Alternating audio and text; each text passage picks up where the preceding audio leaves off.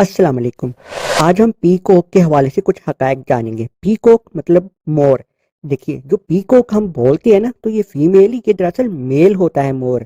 और फीमेल के लिए हम पीहेंस बोलते हैं, यानी कि फीमेल। और ये जो आपको कलरफुल मोर नजर आता है ना, ये दरअसल मेल ही होगा, लेकिन जो फीमेल होगा वो ग्रे या ब्राउन कलर में होगा, यानी कि वो इतना कलरफुल नहीं होगा फीमेल। और हमेशा मेल का साइज 2 गुना बड़ा होता है फीमेल से। फीमेल का साइज जरा छोटा होता है।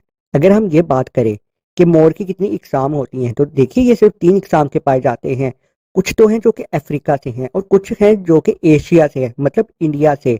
और जो इंडिया से मोर मिलते हैं आपको, वो ब्लू या ग्रीन कलर में मिलते हैं। और ये इंडिया का नेशनल बर्ड भी है। कुछ मोर सिर्फ बिल्कुल व्हाइट कलर में होते हैं, लेकिन कुछ मोर ऐसे भी होते हैं जो कि गोल्ड कलर में होते हैं, यानी कि गोल्डन होते हैं। मोर आमतौर पे कुदरती जगहों पर रहते हैं या रेन फॉरेस्ट में रहते हैं।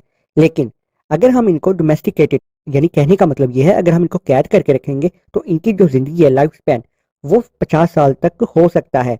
लेकिन अगर मोर जंगल में रहते हैं, यानी कि वो वाइल्ड लाइफ जीते हैं, तो ये याद रखिएगा कि उनकी जिंदगी 50 साल ही उससे कम होती है, यानी कि 20 साल या 25 साल या कम 10 साल।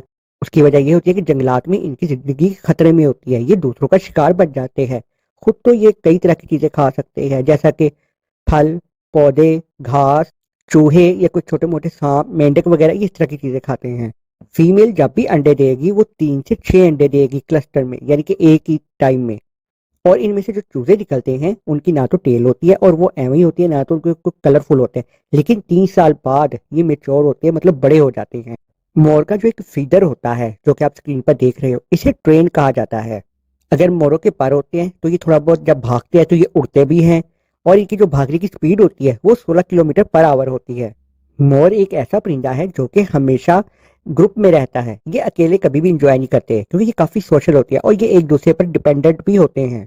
मोरों का जब ब्रीडिंग सीजन, यानी कि जब नस्ल बढ़ाने का सीजन या टाइम करीब आता है, तो जो मेल यानी कि पीकॉक होता है, वो पी हेन को लुभाने के लिए, यानी कि उसको अट्रैक्ट करने के लिए काफी तरीके से वो एक्टिंग करता है। यानी कि अपने पर खोलता है, पर खोल के अपने कलरफुल उसको दिखाता है, तो लोग समझते हैं वो डांस कर रहा है, लेकिन ऐसा नहीं होता।